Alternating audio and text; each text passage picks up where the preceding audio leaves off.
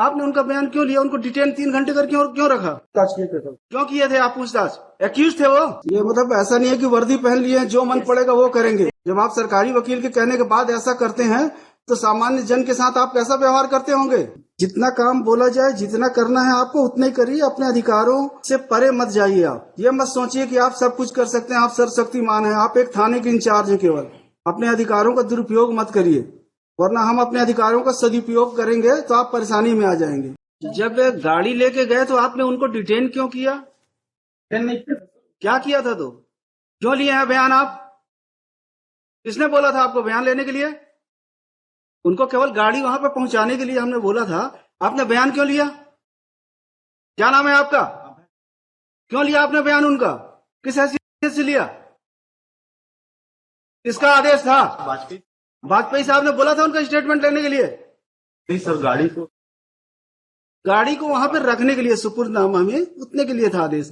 आपने उनका बयान क्यों लिया? उनको डिटेन 3 घंटे करके और क्यों रखा? नहीं किया सर। क्या किया है? क्यों किए थे आप पूछताछ? एक्यूज थे वो? नहीं है सर। फिर गाड़ी को लेकर आए थे।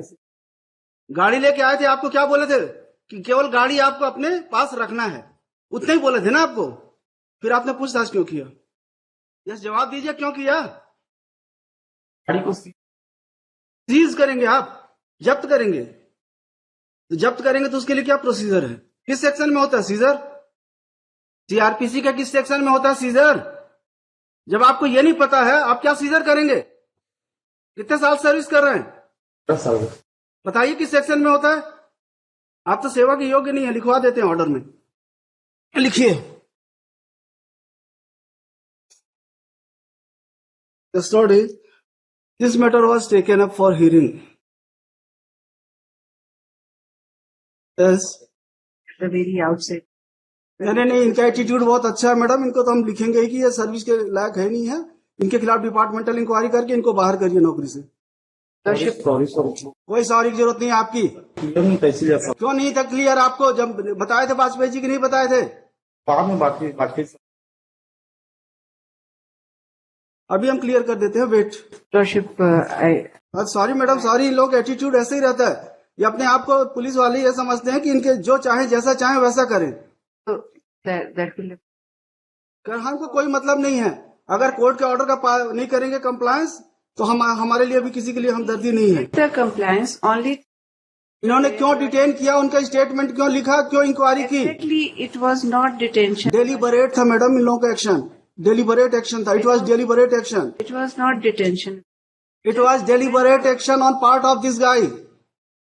He detained those persons, inquired them, recorded their statement, recorded their memorandum statement.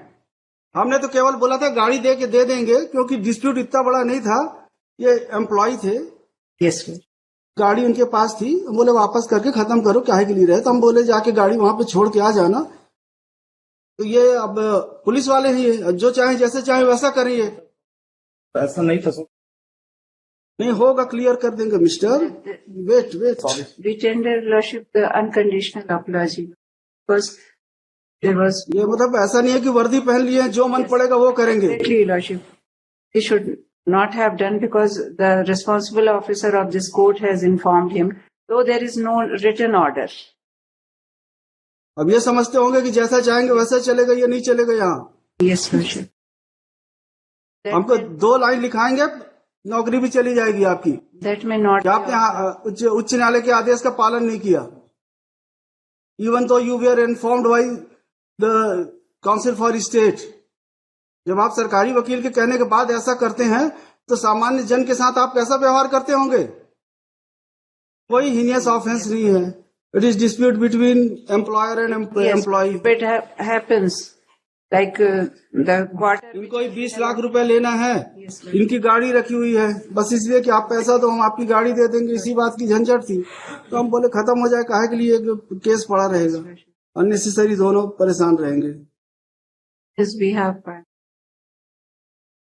कि आपके कहने से इस बार माफ करना, लेकिन भविष्य में आप इस तरह की हरकत करेंगे तो हम तो लिखने में हमको कोई तकलीफ नहीं होती है। अगर आप लोग ऐसा व्यवहार करेंगे तो जरूर लिखेंगे हम। जितना काम बोला जाए, जितना करना है आपको उतना ही करिए, अपने अधिकारों से परे मत जाइए आप। ये मत सोचिए कि आप सब कुछ कर सकते हैं, आप सर्वशक्तिमान हैं। आप एक थाने के इंचार्ज हैं केवल।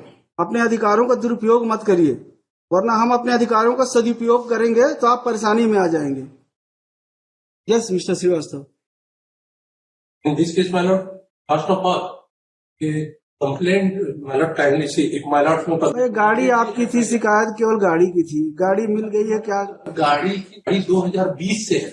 कि इनका पैसा भी तो आउटस्टैंडिंग है। पैसा कुछ नहीं। भाई आपका एलिगेशन क्या है? माय एलिगेशन कब FIR किया आपने? हमारा तो देयर इज डिलेड FIR, हमारा FIR है 16/10/2023। 16/10/2023 को आपने FIR किया कि हमारी गाड़ी नहीं लौटा रहे हैं। तो हमने लगातार, हम इनसे लगातार गाड़ी मांग रहे अब इन्होंने वापस कर दिया। हैं।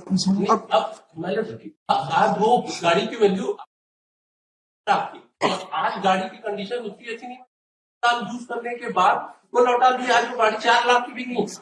तो हमारी जो गाड़ी ले गए थे 20 में, और हमको अगर ये करने लिखिए, देंगे, ठीक, हम इस केस में स्टे दे रहे हैं। आप करते रहिएगा, आराम से लड़ते रहिए। लिखिए, The learned senior counsel would submit that an FIR has been registered against the petitioner. Petitioner was employee of the respondent number 3. On account of certain dispute, he left the job in the year 2020. A vehicle, a Jeep Compass, was provided to the petitioner by the company. He would submit that there is monetary dispute between the employee and employer.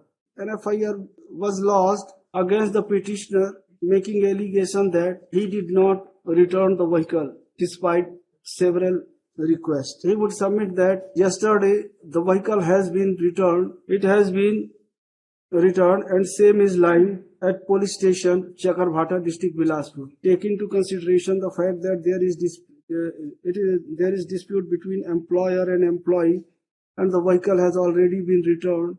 Therefore, prima facie a good case is made out for grant of stay. Therefore, there shall be stay of effect and operation of the FIR number so and so, dated so and so, till the next date of hearing.